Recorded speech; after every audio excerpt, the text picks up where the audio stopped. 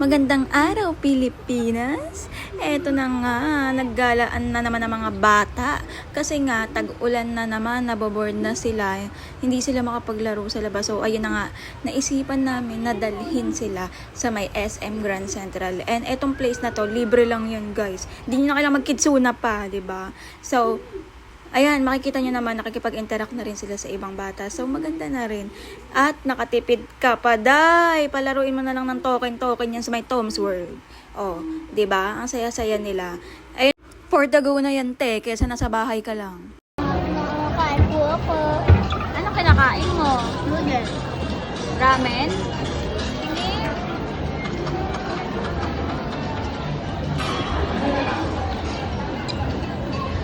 Masarap yan, Chloe, ah.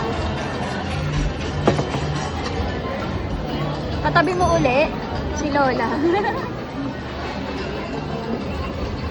Lagi mong dala yun si Lola, no?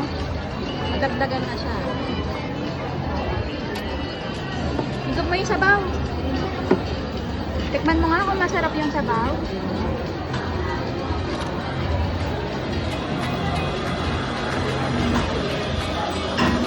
Sarap.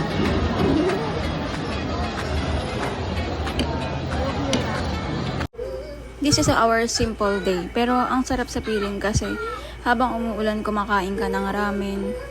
'Di ba? Nakikita mo yung ulan pumapatak-patak dun sa may bintana sa may SM Grand Central. Tapos ayun kumakain ka ng paborito mong pagkain. 'Di ba? With your family, spending time with them is one of the best moments in your life. And also, na-realize ko din yan nung nagkaroon ako ng isang matinding sakit na sobrang hirap gamutin kasi apektado talaga yung lifestyle ko, yung work ko, yung business ko, ayun.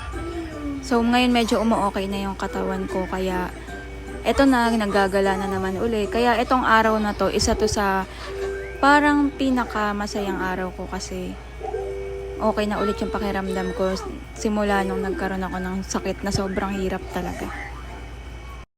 Siguro yung sakit ko na yun, lesson na rin sa akin yun para ingatan ko rin yung sarili ko, yung katawan ko. Huwag abusuhin sa pagkain, saka sa lifestyle, di ba? Tutuusin, wala naman akong bisyo eh.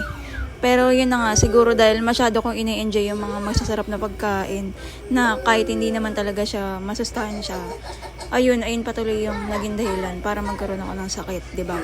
Tapos ang gastos-gastos pa sa ospital, di ba? Mas tipid pala kapag wala kang sakit. Tapos ayun, kakainin mo na lang nga lang yung healthy foods at hindi masyado na yung mga favorite mo, di ba?